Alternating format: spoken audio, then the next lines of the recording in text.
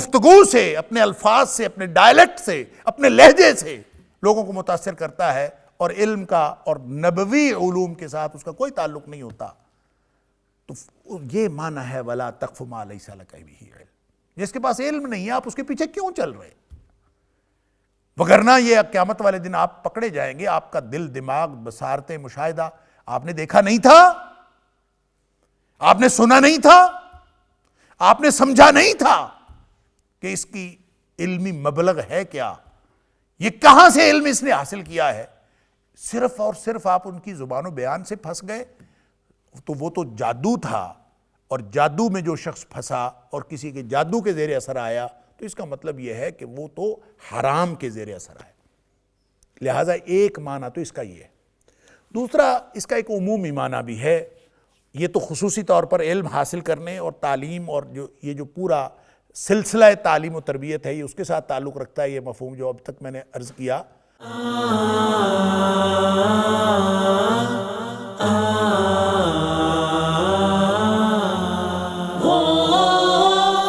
تو ایک مفہوم اس کا عمومی زندگی سے تعلق رکھتا ہے کہ جس بات کا علم نہیں ہے اس کے پیچھے نہ لگو۔ کیا مطلب؟ بدگمانی نہ کرو۔ خواہ مخواہ آپ کو ایک خیال آیا، علم تو نہیں ہے نا، خیال ہے نا، گمان اس خیال کو کہتے ہیں کہ جو آپ کا کسی کے بارے میں آ جائے، آپ اس خیال کو، اپنا گمان کو یقین سمجھ کے اس کے اوپر عمل درآمد کرنا شروع کر دیں۔ تو بدگمانی نہ کرو، اور بدگمانی کی بنیاد پر آپ لوگوں کے ساتھ ڈیلنگ، معاملات نہ کرو۔ آپ نے جو ایک گمان کیا ہو سکتا ہے وہ غلط ہو، جب اس کا علم ہی نہیں ہے۔ بدگمانی کا گمان چاہے سچا ہو چاہے جھوٹا ہو، گمان اچھا ہو گمان برا ہو، اس کی کوئی علمی حیثیت نہیں ہوتی۔ جب اس کی کوئی علمی حیثیت نہیں ہے، جس کو کوئی ایویڈنس سپورٹ نہیں کرتی، تو وہ صرف گمان ہے۔ آپ کو خواب آ گیا، آپ کو خیال آ گیا، آپ کہیں کہ جی مجھے بیٹھے بیٹھے خیال آیا، آ گیا ہوگا۔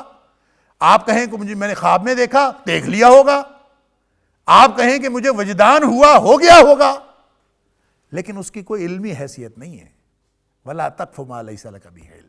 جب وہ علمی طور پر ان ذرائع سے وہ انڈورس نہیں ہوتا، اس وقت تک آپ اس پر عمل درآمد نہیں کر سکتے۔ اسی طرح آپ کو کسی بات کا علم نہیں ہے، دوسروں کا کوئی معاملہ ہے، آپ کو اس بات کا علم نہیں ہے کہ یہ کیا ہے، تو آپ اس کا علم حاصل کرنے کے لیے اس کے پیچھے چل پڑتے۔ پتہ نہیں ہے، پتہ لگانا ہے، اس کو کہتے ہیں ٹو لگانا، تجسس رکھنا۔ وَلَا تَجَسَّسُوا، وہاں سورہ حجرات میں، کہ خواہ مخواہ لوگوں کی ٹو کیوں لگاتے ہو؟ تو وَلَا تَقْفُ مَا لَيْسَ لَكَ بِهِ علم کی ایک صورت ٹو لگانا بھی ہو سکتا ہے، جس کا پتہ نہیں ہے آپ کہتے ہیں کہ میں ابھی پتہ لگاتا ہوں، اس کے پیچھے چلنا شروع کر دیا، عملاً قدم قدم چلنا شروع کر دیا، یا اپنے ہرکارے یا اپنے کارندے پیچھے لگا دیے، یا پھر کوئی جاسوسی کا نظام بنا لیا کہ مجھے کسی نہ کسی طریقے سے اس کا پتہ چل جائے، اور میں ابھی کوئی سیکرٹ اپنے ذرائع استعمال کر کے اس کا پتہ لگاتا ہوں۔ یہ بھی گناہ اور حرام ہے، معاشرے میں نفرتیں پھیلتی ہیں، اس سے معاشرے میں محبتیں نہیں پھیلتی۔ لہذا وَلَا تَقْفُ مَا لَيْسَ لَكَ بِهِ علم۔ اور جو تم کام کر رہے ہو یہ خواہ مخواہ ٹو لگانے کے لیے، اور ان کے پیچھے چل رہے ہو، اور جو کچھ تم لگا رہے ہو وہ چاہے بصارتیں لگ رہی ہوں، چاہے تمہارے سماعتیں لگ رہی ہوں، چاہے تمہارے دل و دماغ اس پہ لگے ہوئے ہوں، جتنی صلاحیتیں تمہاری خرچ ہونی ہے نا، وہ ساری کی ساری صلاحیتوں کے بارے میں قیامت والے دن سوال ہوگا کہ یہ کہاں لگائی ہیں، کہاں صرف کر دی ساری صلاحیتیں۔ اللہ نے جو کچھ عطا کیا تھا یہ ضائع کرنے کے لیے تو نہیں دیا تھا، حرام پر لگانے کے لیے تو نہیں دیا تھا، یا ایسے امور پر صرف کرنے کے لیے تو نہیں دیا تھا جن امور کو اللہ نے حرام قرار دے دیا یا منع کر دیا۔ تو جب فرما دیا کہ لا تقف ما لیس لک بہ علم، تو اس سے مراد ہر وہ ایکٹیویٹی اور ہر وہ سرگرمی ہوگی کہ جو انسان کو معلوم نہیں ہے، اور انسان کسی بھی طرح انفرادی یا اجتماعی سطح پر اس کے پیچھے چلتا ہے، عملی طور پر اس کو بروئے کار لاتا ہے۔ اور ایک آخری مفہوم جو میں یہ سمجھتا ہوں کہ جب ہم اس کو ریاست کا اصول کہتے ہیں یا اسلامی معاشرت کا اصول، ایک اجتماعی اصول، اور اس ضابطے کی ایک تفصیل یہاں پہ جو اللہ نے بیان کی ہے آیت نمبر 22 سے 39 تک جب ہم یہ کہتے ہیں اور یقیناً یہ ہے اور ایک اسلامی معاشرے کی تشکیل کی پیش بندی کی جا رہی ہے، تو پھر اس کا جو سب سے اہم مفہوم جو اس سے انفر ہوتا ہے، اس سے اخذ ہوتا ہے، وہ یہ ہے کہ وَلَا تَقْفُ مَا لَيْسَ لَكَ بِهِ علم، کسی ایسی سمت میں اپنی قوم کو لگا لینا یا خود لگ پڑنا جس کی منزل معلوم نہ ہو اور جس کا ٹارگٹ معلوم نہ ہو، جو فوکسڈ نہ ہو، وہ نہ کرنا۔ کیا مطلب؟ بے سمت نظام تعلیم کی ممانعت ہے۔ وہ نظام تعلیم جو کوئی نتیجہ نہیں رکھتا، جو کوئی قومی ٹارگٹ نہیں رکھتا، جس کے اندر کوئی بڑے قومی مقاصد شامل نہیں ہیں، جس میں انفرادی اور اجتماعی سطح پر انسانیت کی تعمیر کوئی بھی اس طرح کا فوکس موجود نہیں ہے، ایسی تعلیم سے، بے مقصد اور بے سمت تعلیم سے منع کیا گیا۔ لہذا وہ تعلیم جو شعور کو ڈیولپ کرنے کے لیے ہوتی ہے، جو انسان کو اللہ کے ساتھ ملانے کے لیے ہوتی ہے، جو اعلیٰ مقاصد کی تکمیل کے لیے ہوتی ہے، لہذا سمجھ لیجئے کہ تعلیم ایک ہوتی ہے بے مقصد تعلیم، ایک ہوتی ہے بد مقصد تعلیم، اور ایک ہوتی ہے با مقصد تعلیم۔ با مقصد ایک بہت ہی اعلیٰ مقصد ہو، ایک ہو کہ با مقصد تو ہو لیکن مقصد برا ہو۔ بد مقصد، مقصد برا ہے تو صحیح، کسی نے تعلیم کے ذریعے سے کوئی دنیاوی مقصد حاصل کرنا ہے، کسی نے نوکری لینی ہے، کسی نے کچھ لینا ہے، کسی نے اپنے آپ یعنی انتہائی ادنا قسم کے ٹارگٹس فکس کیے ہوئے، کسی نے کلرک لگنا ہے، کسی نے کچھ کرنا ہے، کسی نے کچھ کرنا ہے، اپنے اپنے ٹارگٹس فکس کیے ہوئے۔ اور کسی نے ہو سکتا ہے تعلیم حاصل کر کے کوئی اپنا ذاتی مقصد حاصل کرنا ہو سکتا ہے کہ اس نے کسی خاتون نے شرط رکھی ہو کہ جناب پہلے پڑھو گے تو پھر میں تمہارے ساتھ شادی کروں گا، وہ اس نے اس لیے زندگی لگا دی ہو، اور کسی خاتون نے اس لیے تعلیم حاصل کرنی ہو کہ وہ سمجھتی ہو کہ اس سے اچھا رشتہ آ جائے گا۔ یہ وہ مقاصد ہیں جو انتہائی ادنا مقاصد۔ ایک تیسری تعلیم ہوتی ہے جو بے مقصد ہوتی ہے، مقصد ہوتا ہی کوئی نہیں، یعنی پڑھنے والے کو پتہ ہی نہیں ہوتا میں کیوں پڑھ رہا ہوں۔ پرائمری بھی کر لی، میٹرک بھی کر لیا، ایف ایس سی بھی، ایف اے بھی کر لیا، بی اے کر لیا، ایم اے کر لیا، پی ایچ ڈی کر لی، پتہ نہیں ہے کیوں کیا ہے، خود ہی ایک پرزہ بن کے مشین کا، بس ماں باپ نے داخل کروا دیا، آگے چل رہا ہے۔ تو کسی سے پوچھے کیوں پڑھ رہے ہو، کچھ نہیں پتا۔ اور ویسے پتہ جو ہوتا بھی ہے نا، تو پتہ نہیں لوگ اپنے آپ کو دھوکہ دے رہے ہوتے ہیں، کیا ہوتے ہیں۔ یہاں M phil P H D میں آج کل بڑا رجحان ہے اور لوگ بہت داخلہ لیتے ہیں۔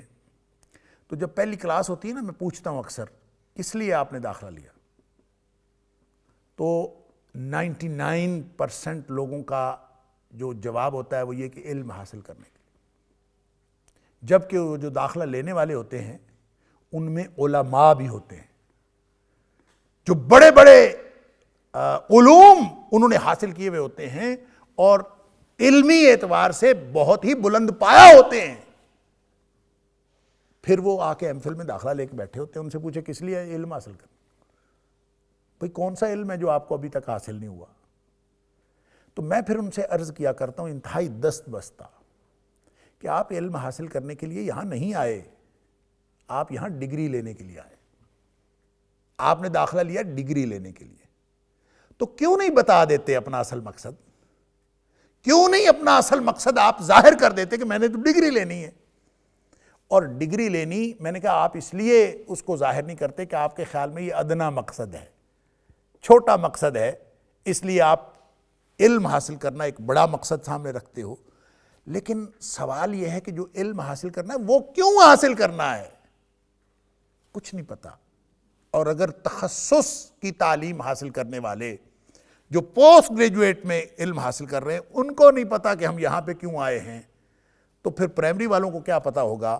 اور ہمارا پورا نظام تعلیم جو ہے اس کا کوئی مقصد، یہ بے مقصد تعلیم۔ دیکھیں نبی اکرم صلی اللہ علیہ وسلم، یہ جو بے مقصد تعلیم ہے، قرآن کہہ رہا ہے وَلَا تَقْفُ مَا لَيْسَ لَكَ بِهِ عِلْمٌ،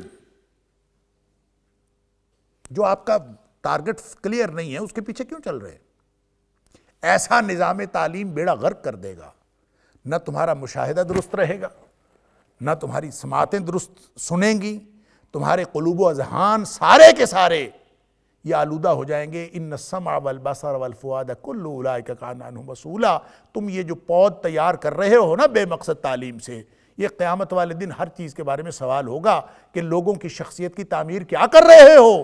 یہ سماعتیں، یہ بصارتیں، یہ دل و دماغ، ان کے بارے میں سب کے بارے میں سوال ہوگا، تم کر کیا رہے ہو؟ اللہ اکبر۔ نبی اکرم صلی اللہ علیہ وسلم کو جو پہلی وحی آئی تو کیا کہا؟ جبریل علیہ السلام نے کہا تھا اقرا، تو نبی اکرم صلی اللہ علیہ وسلم اقرا کا معنی پڑھو، نبی اکرم صلی اللہ علیہ وسلم نے کیا فرمایا؟ آپ نے فرمایا ما انا بقارئ۔ اللہ اکبر۔ ما انا بقارئ کا معنی ہوتا ہے میں پڑھنے والا نہیں ہوں، لفظی معنی یہی بنتا ہے۔ ما نافیہ ہے، انا ضمیر متکلم ہے، بے قارئن میں قارئ اسم الفاعل ہے، اور با جو ہے وہ زائدہ ہے، عربی کے قاعدے میں اس طرح سے آتا ہے۔ ما انا بقارئ، میں پڑھنے والا نہیں۔ ہم نے اس کا مفہوم یہ سمجھا کہ نبی اکرم صلی اللہ علیہ وسلم نے فرمایا کہ میں پڑھا ہوا نہیں ہوں، میں پڑھنا نہیں جانتا، ہم نے یہ مفہوم بنایا ہوا ہے۔ ہو سکتا ہے یہ بنتا ہو، مجھے علم نہیں ہے، میری طالب علمانہ رائے یہ ہے کہ یہ اس کا مفہوم نہیں بنتا۔ میں پڑھنے والا نہیں، پڑھنے والا نہیں کا مطلب یہ نہیں ہے کہ پڑھنے کی صلاحیت نہیں ہے۔ ہو سکتا ہے پڑھنے کی صلاحیت ہو، اس کے باوجود وہ کہہ رہے ہیں کہ میں پڑھنے والا نہیں۔ اللہ اکبر۔ اس کا مفہوم سمجھنے کے لیے سورۃ المائدہ کا وہ مقام جو ہم پڑھ آئے ہیں، اور وہاں بھی میں نے یہ بات ذکر کی تھی کہ جہاں اللہ کریم نے ذکر کیا ہے آدم علیہ السلام کے دو بیٹوں کا، وَاتْلُ عَلَيْهِمْ نَبَأَ ابْنَيْ آدم، ان کے اوپر آدم علیہ السلام کے دو بیٹوں کا قصہ بھی ان کو سنا دیجئے۔ اذ قربا قربانا، جب دونوں نے قربانی کی، ایک کی قربانی قبول ہوگی، دوسرے کی قربانی قبول نہیں ہوئی، آپس میں جھگڑا ہو گیا، ان کا جھگڑا ہو گیا تو بڑا بھائی ڈٹ گیا کہ میں نے تمہیں قتل کرنا ہے۔ اب بڑا بھائی قتل کرنے کے لیے ڈٹ گیا، اور چھوٹا بھائی کہتا ہے کہ اگر تو اپنا ہاتھ میری طرف بڑھائے گا نا مجھے قتل کرنے کے لیے، اگر تو اپنا ہاتھ میری طرف لمبا کرے گا، بڑھائے گا مجھے قتل کرنے کے لیے، تو میں تیری طرف ہاتھ نہیں بڑھاؤں گا کہ میں تجھے قتل کر دوں، یعنی تو ہاتھ اٹھائے گا، میں نے کوئی نہیں اٹھانا۔ اب وہاں پہ یہ جو کہا نا میں نے نہیں اٹھانا، تو وہاں پہ بعین ہی یہی ترکیب اور یہی فریز ہے، ما انا بباسط، میں نہیں ہوں پھیلانے والا اپنا ہاتھ، ما انا بباسط۔ اور نبی اکرم صلی اللہ علیہ وسلم کیا فرما رہے ہیں؟ ما انا بقارئ، میں پڑھنے والا نہیں۔ اور وہ آدم کا بیٹا جو مفسرین نے لکھا ہے حابیل تھا، تو وہ جو کہہ رہا تھا اپنے بڑے بھائی کو کہ ما انا بباسط، میں ہاتھ پھیلاؤں گا نہیں، تمہاری طرف ہاتھ بڑھاؤں گا نہیں، تو کیا اس کے ہاتھ میں طاقت نہیں تھی آگے بڑھانے کے لیے؟ صلاحیت نہیں تھی؟ صلاحیت تو تھی، تو پھر کیوں نہیں بڑھایا؟ کیوں وہ کہہ رہا تھا ما انا بباسط؟ گویا انکار کر رہا تھا نا کہ میں نہیں کروں گا۔ کیوں نہیں کروں گا؟ وجہ اس نے بتائی، انی اخاف اللہ رب العالمین، میں تمام جہانوں کے رب سے ڈرتا ہوں، اللہ کے خوف کی وجہ سے ما انا بباسط، میں نہیں ہوں تیری طرف ہاتھ بڑھانے والا، دست درازی کرنے والا میں نہیں ہوں، میں ہاتھ نہیں بڑھاؤں گا اس لیے کہ مجھے اللہ کا خوف مانے ہے۔ تو نبی اکرم صلی اللہ علیہ وسلم کو جبریل کہہ رہے اقرا، پڑھو، آپ فرما رہے ما انا بقارئ، میں پڑھنے والا نہیں۔ وہ پھر کہہ رہے ہیں پڑھو، آپ فرما رہے ما انا بقارئ، میں پڑھنے والا نہیں۔ تو تھوڑی دیر بعد پڑھ تو دیا نا، تھوڑی دیر بعد جب جبریل علیہ السلام نے بھینچا اور آپ کو گلے لگایا، اور اس کے بعد پھر چھوڑ دیا، اور پھر کہا اقرا، تو لیکن پھر اقرا نہیں کہا، پھر کہا اقرا بسم ربک الذی خلق، اس رب کے نام سے پڑھو جس نے تجھے پیدا کیا ہے۔ تو پیدا کرنے والے رب کے نام سے پڑھو جب کہا تو نبی اکرم صلی اللہ علیہ وسلم نے پڑھ دیا نا، تو پڑھنے اور نہ پڑھنے کے درمیان فرق کیا ہوا؟ پہلے وہ 3 دفعہ جبریل کہہ رہے ہیں پڑھو، آپ فرما رہے ہیں مانا بقارئ، اب نہیں کہا مانا بقارئ، اب پڑھ دیا، تو اس کا مطلب ہے صلاحیت کا مسئلہ تو نہیں تھا، مسئلہ تو کوئی اور تھا۔ تو وہ مسئلہ کیا تھا؟ وہ فرق پتہ چلتا ہے جبریل کے کہنے کے پہلے اس نے کیا کہا تھا اور اب کیا کہا تھا۔ پہلے وہ مطلقاً اقرا کہہ رہا تھا اور اب اس نے اقرا بسم ربک الذی خلق کہا تھا۔ فرق یہ ہے کہ جب وہ اقرا کہہ رہا تھا تو وہ بے مقصد پڑھنے کے لیے کہہ رہا تھا، پڑھنے کا مقصد بیان نہیں کر رہا تھا۔ اقرا مطلق بات ہے، پڑھو، تعلیم حاصل کرو، پڑھتے جاؤ، B A M A P H D سب کر جاؤ۔ کیوں کرو؟ ما نہ بقارئ، مقصد نہیں ہے تو نہیں پڑھنا۔ گویا نبی اکرم صلی اللہ علیہ وسلم کی سنت یہ ہے کہ بے مقصد تعلیم حاصل کرنا اس سے بہتر ہے کہ تعلیم حاصل نہ کی جائے۔ بے مقصد تعلیم سے بہتر ہے کہ تعلیم حاصل نہ کی جائے۔ ما نہ بقارئ جو نبی اکرم صلی اللہ علیہ وسلم کا جواب ہے اس کا یہ معنی۔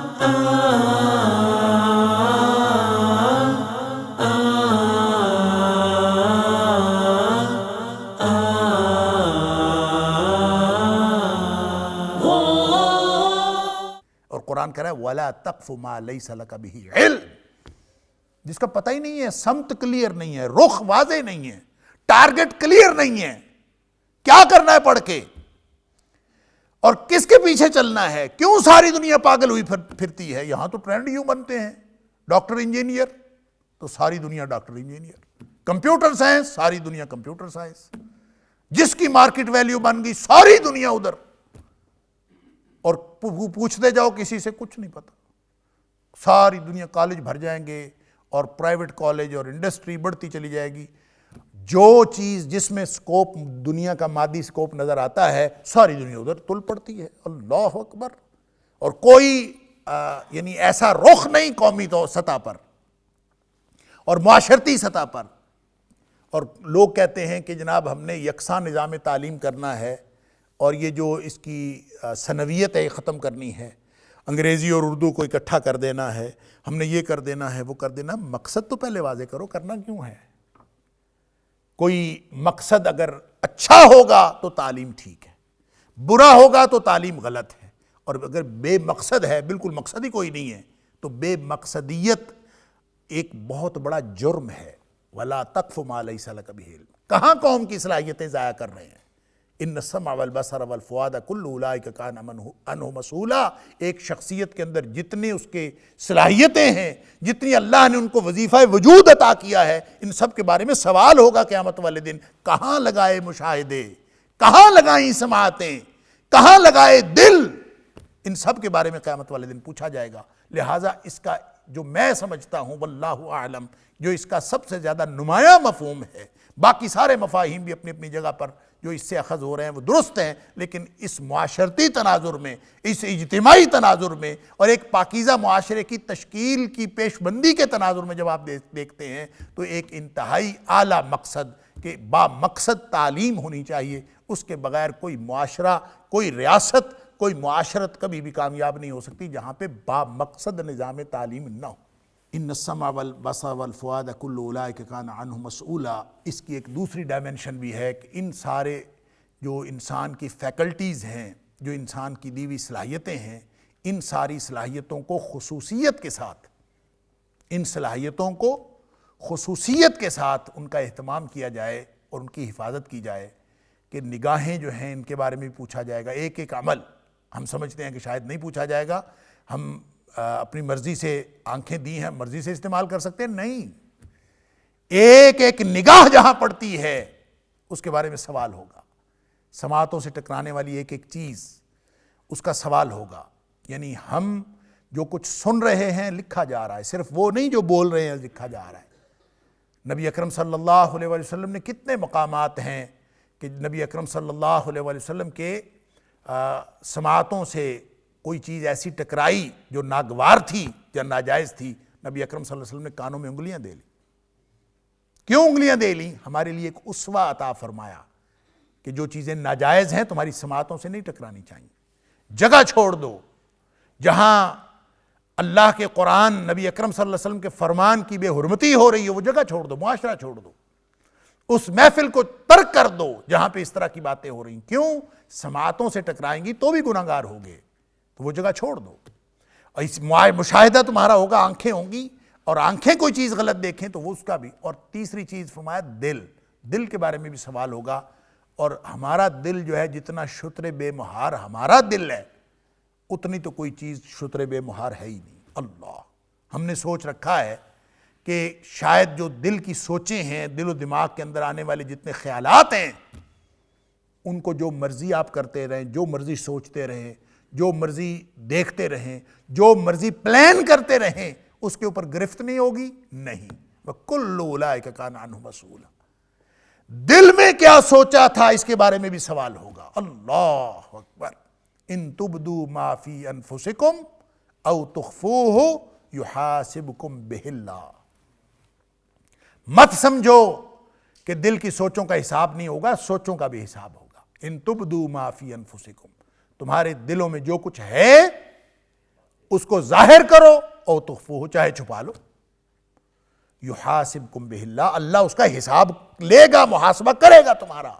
اللہ اکبر۔ تو نبی اکرم صلی اللہ علیہ وسلم نے جو بات فرمائی تھی نا، غالباً حضرت علی رضی اللہ تعالیٰ عنہ کو، کہ جو چیز دل میں خیال آئے اور انسان اس پر عمل نہ کرے تو اس کے اوپر کوئی گناہ نہیں، تو ہم نے سمجھا کہ شاید دل میں جو مرضی سوچتے رہیں اور جو مرضی خیال کرتے رہیں اس پر کوئی گناہ نہیں۔ ایسا نہیں ہے، فرق ہے ارادی اور غیر ارادی کا۔ اگر غیر ارادی طور پر دل میں کوئی ایسی خواہش پیدا ہو گئی ہے، ایسا خیال پیدا ہو گیا ہے جو انسان نے ارادی طور پر اس کو پلان نہیں کیا، خود بخود کوئی خیال آ گیا ہے، سوچ آئی گزر گئی، سوچیں آتی ہیں گزر جاتی ہیں، وہ جتنی بھی بری ہوں، اگر انسان اس کو زبان پہ نہیں لاتا یا عمل میں نہیں لاتا تو اس کے اوپر کوئی گرفت نہیں۔ لیکن جب خیال اور فکر کے عمل میں، تفکر کے عمل میں ارادہ شامل ہو جاتا ہے، انسان ارادی طور پر سوچتا ہے، سوچ کے حظ اٹھاتا ہے، وہ جو ارادی سوچ ہے اس کے اوپر گرفت ہے۔ یہ ان تبدوا ما فی انفسکم او تخفوہ یحاسبکم بہ اللہ، اللہ نے سورہ بقرہ کے اندر فرمایا، اور یہاں فرمایا کہ ان السمع والبصر والفؤاد کل اولئک کان عنہ مسئولا، کہ ہر چیز کے بارے میں سوال ہوگا، چاہے وہ مشاہدے ہوں، چاہے تمہاری سنی ہوئی باتیں ہوں، تمہاری سماعتوں سے ٹکرائی ہوئی باتیں، چاہے دل میں سوچی ہوئی باتیں ہوں، ان کے اوپر سوال ہوگا قیامت والے دن۔ اللہ نے پوچھ لینا ہے، یہ جو گھنٹوں بیٹھے تم سوچا کرتے تھے اور تفکر کے عمل سے تم حظ اٹھاتے تھے، یہ ارادی سوچیں جو ہم نے خود اپنے دلوں کا ماحول بنایا ہوا ہے، اپنے دماغوں کو آلودہ کیا ہوا ہے اپنی سوچوں سے، یہ ارادی فعل ہے تو اس پر گرفت ہوگی۔ اگر یہ غیر ارادی ہے تو پھر انسان بچ جائے گا، اگر اس کو وہ زبان پہ نہیں لاتا اور عمل کا حصہ نہیں بناتا تو پھر بچ جائے گا۔ تو یہ انتہائی گویا اس امتحان میں، جس امتحان میں میں اور آپ ہم سب پھنسے ہوئے ہیں، اس میں اور زیادہ کانشیس کرنے والی بات ہے کہ انفرادی سطح ہو یا اجتماعی سطح ہو، یہ سوال پوچھا جائے گا۔ اللہ اکبر۔ لہٰذا حکم یہاں یہی دیا ہے کہ بے مقصد اور بے سمت تعلیم جو ہے وہ منع ہونی چاہیے، ایسی تعلیم نہ حاصل کرو، اور نہ ہی ایسا کوئی تعلیمی نظام بناؤ اجتماعی سطح پر، اور نہ ہی انفرادی سطح پر کوئی ٹو لگانے والا طرز عمل اختیار کرو، اور نہ ہی بدگمانی کے پیچھے عملی طور پر چلا کرو، یعنی یہ سارے کی سارے، اور جہالت پر عمل نہ کیا کرو، اور جاہلوں سے پیچھے رہا کرو، جاہلوں کے پیچھے چلا نہ کرو بلکہ ان کو ترک کر دیا کرو۔ یہ سارے مفاہیم اس ایک آیت کے اندر شامل ہیں۔ اللہ تعالی ہمیں قرآن سمجھنے اور عمل کرنے کی توفیق عطا فرمائے۔ وَلَا تَمْشِ فِي الْأَرْضِ مَرَحًا، ایک اور جو ضابطہ بتایا جا رہا ہے، اور یوں کہہ لیجئے کہ اس سلسلے میں جو یہاں آیت نمبر 22 سے لے کر آیت نمبر 39-40 تک یہ جو ضابطہ بیان ہوا ہے یہاں ان آیات میں، یہ آخری ضابطہ ہے۔ ولا تمش فی الارض مرحا، زمین پر اکڑ کر نہ چلو، ولا تمش نہ چلو فی الارض زمین میں، مرحا اکڑ کر۔ اب اکڑ کر انسان کیوں چلتا ہے؟ گویا متکبرانہ طرز زندگی کی ممانعت کی جا رہی ہے، تکبر والی زندگی نہیں ہونی چاہیے، اللہ اکبر۔ اور اکڑ کر چلنا دراصل متکبرانہ طرز زندگی کا ایک ڈیمونسٹریشن ہے، اس کی ایک عملی اظہار ہے، ایک اس کی علامت ہے کہ کوئی شخص متکبرانہ چال چلے، وگرنہ اس کا جو پورا سسٹم آف لائف ہے، اس کا پورا نظم زندگی ہے، اس کی جو پوری زندگی کا منہج ہے، وہ اس سے ظاہر ہوتا ہے کہ وہ زندگی کس طرح کی گزار رہا ہے اگر وہ متکبرانہ چال چلتا ہے۔ لہذا فرمایا اکڑ کر نہ چلو زمین پر، اللہ اکبر۔ اور یہ اکڑ کر چلنا، انک لن تخرق الارض، اکڑ کر چلتے کیوں ہو؟ انک لن تخرق الارض، زمین کو پھاڑ دو گے؟ نہیں پھاڑ سکتے۔ متکبرانہ قدم تمہارا پڑتا ہے زمین پر، کیا تم قدم مار کے زمین پھاڑ سکتے ہو؟ نہیں پھاڑ سکتے۔ یہ اللہ کا نظام ہے، اللہ نے اس کو بچھونا بنایا ہے، اور تمہاری اکڑ کس بات کی؟ اور پھر فرمایا وَلَن تَبْلُغَ الْجِبَالَ طُولًا، اور نہ ہی طوالت کے اعتبار سے، لمبائی اور اونچائی کے اعتبار سے، قد کے اعتبار سے تو پہاڑوں سے اونچا نہیں ہو سکتا۔ کتنا کا اکڑ کے چلے گا؟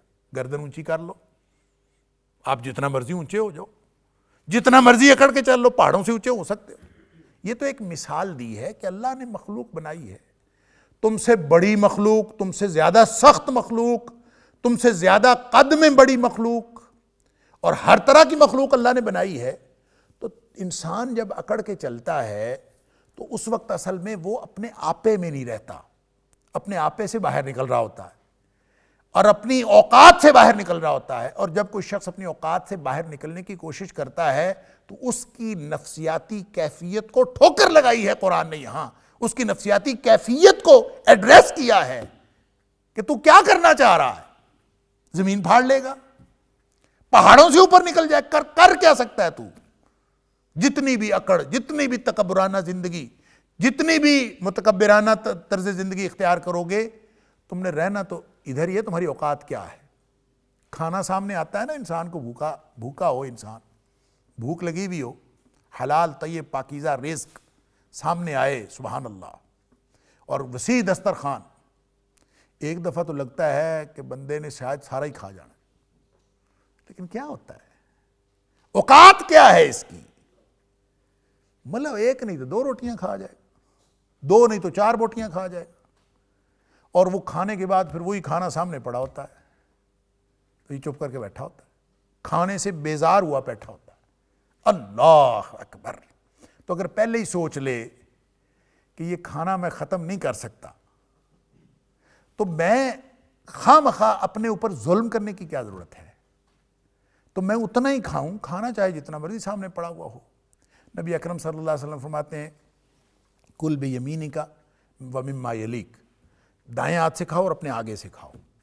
ہم نے ایسے بزرگوں کو دیکھا ہے کہ یہ جو آگے سے کھانے والی جو نبی اکرم صلی اللہ علیہ وسلم کی نصیحت ہے، اس پر یوں عمل کرتے بھی میں نے لوگوں کو خود اپنی آنکھوں سے دیکھا ہے، ایسے بزرگوں کو کہ دسترخوان پہ چاہے 20 کھانے پڑے ہوئے ہیں، ان کے آگے جو کچھ پڑا ہے صرف وہ کھا لیتے ہیں، باقی کھاتے ہی نہیں، اور اپنے ڈونگے میں سے جو سامنے پڑا ہے یا ٹرے میں سے یا ڈش میں سے وہ چیز ڈالنی ہے جو اپنے آگے ہے۔ لیکن ہم کیا کرتے ہیں؟ ہم سب سے پہلے دیکھتے ہیں کہ اس میں بوٹی اچھی کہاں پڑی ہوئی، ہم پہلے دیکھتے ہیں کہ سب سے اچھا کس طرف ہے، لہٰذا چمچ پکڑ کے بڑے بڑے علماء، بڑے بڑے پڑھے لکھے اور خود اپنے آپ کو تہذیب یافتہ کہنے والے، وہ یوں پکڑتے ہیں اور سب سے پہلے ادھر سے جا کے وہ پکڑتے ہیں، یا ٹرے کا جو بالکل آخری حصہ ہوگا، کیونکہ وہاں پہ کوئی اچھا حصہ ہوگا کھانے کا تو وہاں سے ڈالنا ہے۔ نبی اکرم صلی اللہ علیہ وسلم فرمایا اپنے آگے سے ڈال لو۔ کیوں؟ اس سے انسانی نفسیات کا اظہار ہوتا ہے کہ یہ اپنی اوقات سے باہر تو نہیں جا رہا، اپنی لیمٹس کو کراس تو نہیں کر رہا۔ تو جس طرح تو پہاڑوں کو پاٹ نہیں سکتا، پہاڑوں سے بلند نہیں ہو سکتا، جس طرح تو زمین کو پھاڑ نہیں سکتا، اسی طرح تیرے کھانے کے بارے میں جو عزائم ہے تو کر کیا سکتا ہے، تیری اوقات کیا ہے؟ لہٰذا اپنی اوقات، اپنی نفسیات کا اظہار اس طرح سے کیا جائے، کل بیمینک ومما یلیک، انسان سوچ لے کہ یہ میں وہ کچھ جو میں کرنا چاہوں میں نہیں کر سکتا، تو پھر کیا ضرورت ہے اپنی حدود سے باہر نکلنے کی؟ یہ پورا طرز زندگی ہے جس کو مینشن کیا گیا ہے، وَلَا تَمْشِ فِي الْأَرْضِ مَرَحًا، کہ اکڑ کر زمین پر نہ چلو۔ انسان کے پاس کرسی آ جائے اکڑ آ جاتی ہے، ایک نعمت آ جائے اکڑ آ جاتی ہے، بولنا آ جائے، گلے سے آواز نکلنا شروع ہو جائے اکڑ آ جاتی ہے، اور انسان کو تھوڑی سی سمجھ آنا شروع ہو جائے، یہ تو سمجھتا ہے میرے جیسا کوئی ہے ہی نہیں۔ اللہ اکبر! یہ جو اپنے آپ کو کچھ سمجھنا شروع کر دینا، جو نعمت ملتی ہے انسان سمجھنا شروع کر دیتا ہے کہ میں تو اب کوئی چیز بن گیا ہوں۔ جس دن انسان نے یہ سمجھنا شروع کر دیا کہ ہاں میں کچھ بن گیا ہوں، وہ انسان کی تباہی کا پہلا دن ہے، انسان کی بربادی کا پہلا دن۔ نبی اکرم صلی اللہ علیہ وسلم فرمایا، اور اس آیت کے شان نزول میں اور اس آیت کی تشریح میں تقریباً سارے مفسرین نے یہ دو باتیں ضرور لکھی ہیں۔ ایک تو یہ کہ جو اکڑ کر چلتا ہے نا، وہ اپنے متکبرانہ طرز زندگی اور سوچ کا اظہار کرتا ہے، اور جو تکبر کے سوچ کا اظہار کرتا ہے اور متکبرانہ طرز زندگی اختیار کرتا ہے، تو اللہ کو یہ اتنا ناپسند ہے کہ یہاں پہ صرف اتنی بات نہیں کہی گئی کہ ایسا نہ کرو، یہ کوئی سافٹ نصیحت نہیں ہے، یہ بہت بڑی وعید ہے۔ اور قارون چلا تھا نا، قارون کو خزانے ملے تھے، اور اتنے خزانے ملے تھے کہ اس کی تو چابیاں، اس کے خزانوں کی چابیاں جو ہیں وہ کئی اونٹوں پہ لا دی جاتی تھیں، یا ایک پورا جتھا اس کی صرف چابیوں کو اٹھاتا تھا، اتنے بڑے خزانے۔ تو جس بندے کے پاس تھوڑی سی کوئی نعمت آ جائے تو وہ اپنے لمٹ سے باہر ہو جاتا ہے، تو جس کو اتنے خزانے ملے ہوئے ہوں اور جو وقت کا امیر ترین آدمی ہو، وہ تو اپنے اپے سے باہر نکلے گا ہی نا۔ اللہ اکبر! تو اللہ تعالیٰ فرماتا ہے سورہ قصص میں کہ ہم نے اس کو فَخَسَفْنَا بِهِ وَبِدَارِهِ الْأَرْضِ، ہم نے اس کو اور اس کے پورے گھر کو جو اس نے محل بنایا ہوا تھا، سارے کے سارے خزانوں سمیت زمین میں غرق کر دیا۔ اللہ اکبر! زمین میں دھسا دیا۔ یہ اللہ کو اتنا ناپسند ہے تکبر کی چال۔ اللہ اکبر! اور نبی اکرم صلی اللہ علیہ وسلم فرماتے ہیں، ظاہر ہے جب قرآن یہ قارون کے بارے میں تو کیٹیگوریکل بات کرتا ہے، فَخَسَفْنَا بِهِ وَبِدَارِهِ الْأَرْضِ فَمَا كَانَ لَهُ مِنْ فِئَةٍ يَنْصُرُونَهُ مِنْ دُونِ اللَّهِ، اب اس کو اللہ کے علاوہ کوئی مددگار نہیں ملا، حالانکہ اتنا دولت مند، اتنی دولت، سب امیر ترین، لیکن بے بس ہو گیا، ساری دولت بھی غرق ہو گئی، ہر چیز غرق ہو گئی۔ اللہ اکبر!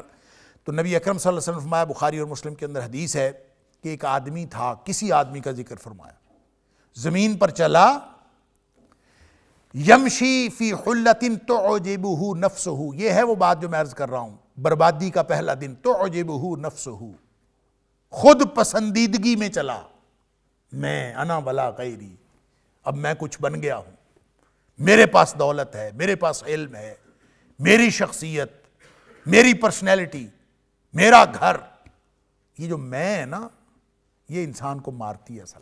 اللہ اکبر!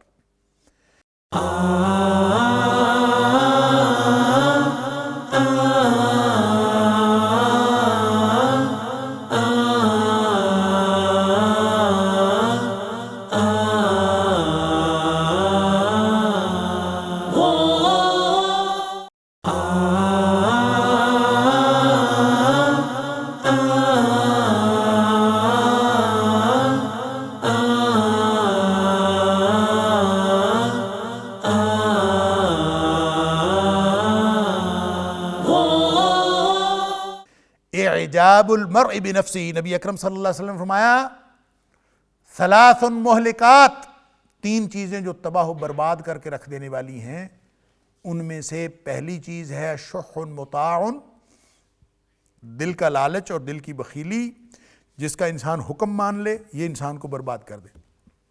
وَهَوًى مُتَّبَعٌ، ایسی خواہش نفس جس کے انسان پیچھے چل پڑے، یہ بھی انسان کا بیڑا غرق کر دیتی ہے، برباد کر دیتی ہے۔ اور تیسری چیز جو انسان کو برباد کرتی ہے، اعجاب المرء بنفسہ، آدمی کا اپنے آپ کو پسند کرنا شروع کر دے، واہ واہ واہ واہ، میرا دولت، میری دولت، میرا مال، میرا گھر، میری پوزیشن، میری پرسنالٹی، میری بات، میں یہ مروا دیتی ہے انسان. اللہ اکبر. اور نبی اکرم صلی اللہ علیہ وسلم اس حدیث میں فرماتے ہیں بینما رجل یمشی فی حلۃ تعجبہ نفسہ، اپنے آپ کو پسند کرتے ہوئے اور اپنے آپ کو لوگوں پر نمایاں کرتے ہوئے ایک آدمی چلا تھا، ایک انتہائی متکبرانہ لباس پہن کے، مرجل جمتہ، اور اس نے اپنی جو تہبند تھا وہ نیچے چھوڑا ہوا تھا، زمین پہ گھسٹتا ہوا آ رہا تھا. پتہ نہیں کس طرح چلا ہوگا، ایک انتہائی تکبر کی چال چلا. جو بھی کسی معاشرے میں تکبرانہ چال رائج ہو وہ چلا ہوگا. فرمایا کہ اذ خسف اللہ بہ، اللہ نے فہو یتجلجل فی الارض الی یوم القیامہ، اللہ نے اس کو زمین میں دھسا دیا. اللہ اکبر. اور صرف دھسا نہیں دیا، فرمایا قیامت کے دن تک وہ نیچے ہی نیچے جاتا جائے گا. اللہ، اس قدر اللہ کو یہ ناپسند ہے اور اس قدر یہ خوفناک بات ہے کہ کوئی انسان زمین میں اکڑ کر چلے. اللہ اکبر. لہذا وَلَا تَمْشِ فِي الْأَرْضِ مَرَحًا، یہ صرف ایک علامتی طور پر بتایا گیا ہے متکبرانہ طرز زندگی سے کوئی شخص بچ جائے. لیکن ہم کیوں بچتے ہیں؟ ہمارے ہاں تو معیارات یہ ہیں، اور معیار ہی کسی کے اچھے اور برے ہونے کا مال و دولت ہوتا ہے. اور مال و دولت جس کے پاس آتا ہے بس اس کے گلے سے، اچھا صرف مال و دولت کی بات نہیں ہے، صلاحیتیں بھی، دی ہوئی صلاحیتیں اللہ کی، پیدا اس نے کیا. اللہ اکبر. اور انسان یوں فَإِذَا هُوَ خَصِيمٌ مُبِينٌ، قرآن کہتا ہے کہ یہ بڑا جھگڑالو بن جاتا ہے. پیدا ہم نے کیا، اس کو بولنے کی طاقت ہم نے دی، سننے کی طاقت ہم نے دی. یعنی اوقات اس کی یہ ہے کہ اندر گئی ہوئی سانس باہر نہ آئے اور باہر گئی ہوئی سانس اندر نہ آئے، تو اس کے پاس ککھ نہیں ہے کہ کچھ کر سکے. اللہ اکبر.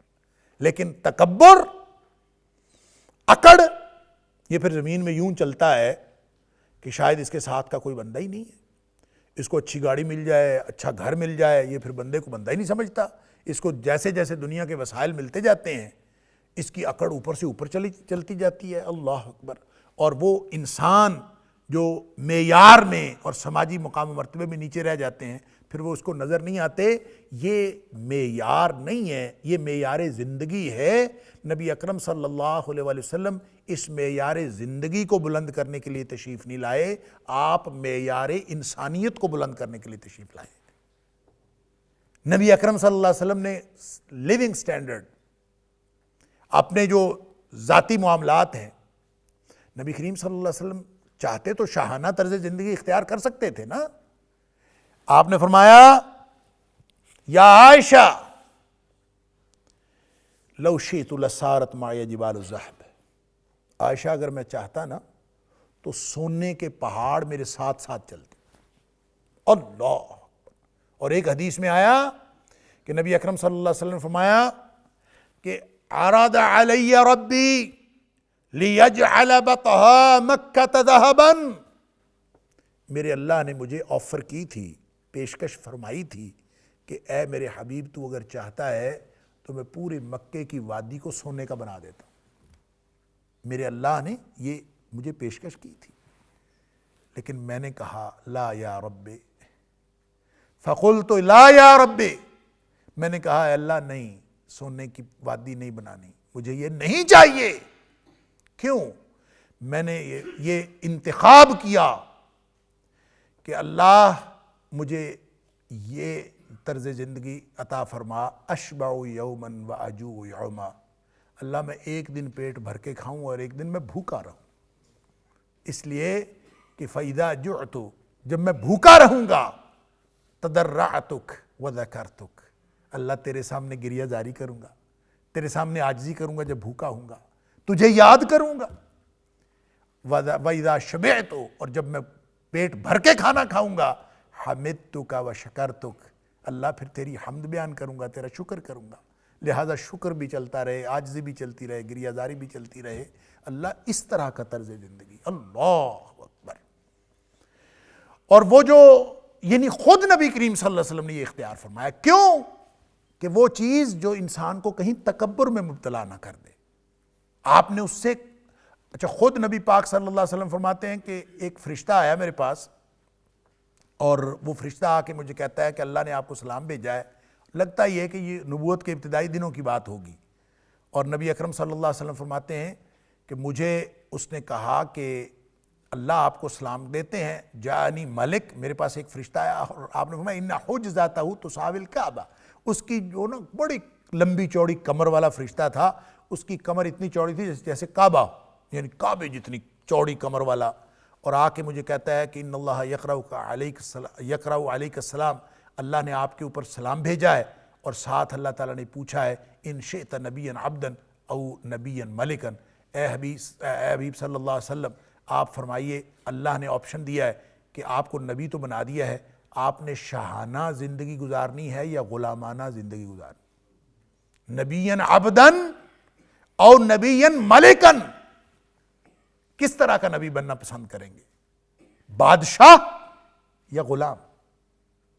نبی اکرم صلی اللہ علیہ وسلم فرماتے ہیں کہ میں نے ایک طرف دیکھا تو جبریل کھڑے ہوئے تھے، تو میں نے جبریل کی طرف دیکھا کل مستشیر لہو، اس طرح دیکھا کہ جبریل مشورہ دے دے.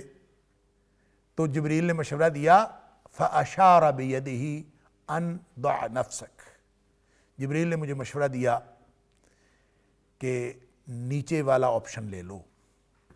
تو فقلت نبیا عبدا، میں نے کہا اللہ میں غلامانہ طرز زندگی اختیار کرنا چاہتا ہوں. تو نبی اکرم صلی اللہ علیہ وسلم نے دراصل ہمیں یہ جو سبق دیا ہے وہ یہ کہ جو اللہ کے ہاں جو معیار زندگی ہے وہ اہم نہیں ہے، معیار انسانیت اہم ہے. وہ بلال جو آئے تھے حبشہ سے اور جس کی شکل بھی عربوں سے نہیں ملتی تھی، سیاہ فام تھے، پہننے کو پورے کپڑے نہیں ہوتے تھے، وہ سیدنا بلال بن گئے. اور نبی اکرم صلی اللہ علیہ وسلم فرماتے ہیں کہ جب بھی میں جنت میں گیا، چاہے معراج والی رات گیا خود عملاً یا خواب میں کبھی جنت میں گیا، تو بلال کیا معاملہ ہے کہ جب بھی میں جنت میں گیا میں نے تیرے قدموں کی آہٹ اپنے آگے سنی ہے جنت کے اندر. ایسا معیار بلند ہوا. اللہ اکبر. لہٰذا یہ اکڑ کر چلنا یہ تو اللہ کو انتہائی ناپسند ہے. اور ایک حدیث، وقت ہو گیا، میں صرف ایک حدیث عرض کر لوں. اللہ اکبر. بخاری شریف کے اندر یہ حدیث موجود ہے تاکہ یہ جو اکڑ کر چلنے والی بات ہے یہ ہماری سمجھ میں آ جائے. معیار زندگی کوئی حیثیت نہیں رکھتا، معیار انسانیت اصل چیز ہے. یہ جو ہم اپنی میں کو پالتے ہیں نا، میں کو، تو یہ میں ہی مارتی ہے انسان کو. وہ کسی نے کہا تھا میں نو مار کے منج کر تے نکی کر کے کٹ. ہمارے والد صاحب فرمایا کرتے تھے وہ جائز کام جو انسان کو عمومی طور پر اپنی پسند کے نہیں لگتے نا، ناپسند ہوتے ہیں، وہ جائز کام کرنے چاہیے تاکہ انسان کی میں مرتی رہے. مثلاً آپ محلے کی گلی کی نالی صاف کر دیں، یہ بالکل آپ کو اچھا نہیں لگے گا. آپ مسجد کا وضو خانہ خود دھو دیں اپنے ہاتھوں سے. آپ کسی دن مسجد کی صفائی کر دیں، آپ گھر کی صفائی کریں، آپ وہ کام کریں جو عام طور پہ آپ سمجھتے ہیں کہ شاید یہ میرے مقام و مرتبہ سے نیچے ہیں. جو جس چیز کو انسان مقام و مرتبہ سے نیچے سمجھتا ہے، حلال کام، وہ اللہ کے ہاں اس قدر پسندیدہ ہے. سبحان اللہ. کہ نبی اکرم صلی اللہ علیہ وسلم نے فرمایا اگر کوئی شخص رزق حلال کے لیے ایسے مقام پر کھڑا ہو جو اس کے سماجی مقام و مرتبے کے اعتبار سے اس کے شایان شان نہیں ہے، لوگ سمجھتے ہیں کہ یہ تو بلند آدمی ہے، یہ تو مقام و مرتبے کا آدمی ہے، لیکن وہ حلال رزق کے لیے، حرام کے ذرائع اس کو اور بھی میسر ہیں لیکن وہ حرام کی طرف نہیں جاتا، رزق حلال کے لیے کسی کمتر چیز کو قبول کر لیتا ہے اور ایسی جگہ پہ کھڑا ہوتا ہے جو اس کے شایان شان نہیں ہوتی. نبی اکرم صلی اللہ علیہ وسلم فرمایا صرف اس وجہ سے اللہ تعالیٰ اس کے اوپر جنت واجب فرما دیتا کہ اس نے اپنے سے کمتر حلال کے لیے کمتر مقام مرتبہ اس نے لیا. اللہ اکبر. لہٰذا وہ کام جو انسان کی میں کو مارنے والے ہیں، کمتر کام. اللہ اکبر. تو والد صاحب کہا کرتے تھے کہ جو وہ کام جو انسان اپنی اوقات سے نیچے سمجھتا ہے اور وہ حلال کام ہے ان کو کرنا چاہیے. اس زمانے میں عام طور پہ گھوڑے پہ سفر کرنے کا رواج ہوتا تھا. بچپن میں چھوٹے چھوٹے والد صاحب کے ساتھ بڑی دفعہ سفر کیا گھوڑے پہ. اور والد صاحب فرمایا کرتے تھے سفر کے دوران، کئی دفعہ میں نے یہ بات سنی، وہ کہتے ہیں کہ کبھی کسی کو دیکھنا ہو نا کہ اس کی اوقات کیا ہے، اس کو گھوڑے کی بجائے گدھا پیش کر دیں سواری کے لیے، پھر دیکھیں اس کے تیور کیا ہے۔ اگر تو اس کے تیور نارمل رہتے ہیں تو اس کا مطلب ہے اس کی میں مری ہوئی ہے، اور اگر وہ آدمی گھوڑے کی جگہ گدھا سواری کے طور پر پیش کرنے سے پریشان ہو جاتا ہے اور آپ کے اوپر ناراض ہوتا ہے تو اس کا مطلب ہے میں ابھی موجود ہے۔ اللہ اکبر! یہ اللہ والوں کے اپنے اپنے معیارات ہیں، اور وہ معیارات کیا ہیں؟ وہ خوف الہی کے اوپر مبنی ہیں، اور انہوں نے میں کو مارنے کے لیے کہ یہ، اور اس نے کہا جی میں نو مار کے مونج کر تے نکی کر کے کٹ پرے خزانے رب دے جو سٹائے سو لٹ۔ جب انسان اپنی میں کو مار لیتا ہے، مر تو سب نے جانا ہے، لیکن جب موت آئی تو مرا تو کیا مرا؟ اپنے آپ کو، اپنی زندگی میں اپنی میں کو مارے اور اس طرح سے زندگی گزارے کہ اپنے آپ کو اللہ کا بندہ سمجھ کے، اور معیار انسانیت بلند ہو، معیار زندگی کا کوئی تعلق نہیں ہے۔ بڑے بڑے جو جھونپڑیوں کے اندر بیٹھنے والے، وہ ہو سکتا ہے معیار انسانیت میں بہت بلند ہوں، اور بہت بڑے بڑے بنگلوں میں رہنے والے ہو سکتا ہے حیوانات سے بھی نیچے ہوں مقام و مرتبے کے اعتبار سے، اللہ جانتا ہے۔ تو میں عرض کر رہا تھا، بخاری شریف کی ایک حدیث ہے، نبی کریم صلی اللہ علیہ وسلم نے ایک کمپیریزن دیا۔ آپ تشریف فرما تھے، ایک آدمی پاس سے گزرا، لگتا یوں ہے کہ وہ گھوڑے پہ سوار ہوگا، باڈی گارڈ ساتھ ہوں گے، یعنی انتہائی شاہانہ طریقے سے گزرا ہوگا یہ لگتا ہے، کیونکہ حدیث کے الفاظ تو صرف یہ ہیں کہ من اشراف الناس، وہ گویا سردار تھا، لوگوں میں سرداروں میں سے تھا۔ بہرحال وہ گزرا تو آپ نے کسی شخص سے پوچھا جو آپ کے پاس بیٹھا ہوا تھا کہ یہ کون ہے؟ اس نے بتایا کہ جناب یہ تو ہوا من اشراف الناس، یہ تو جناب سردار ہے فلاں بستی کا، اور یہ اس کا بڑا مقام و مرتبہ ہے جناب۔ ان خطب ان کہا، یہ کہیں رشتے کا پیغام بھیج دے، لوگ اپنی بیٹیاں لے کے پھرتے ہیں اس کے پیچھے اس کو رشتہ دینے کے لیے۔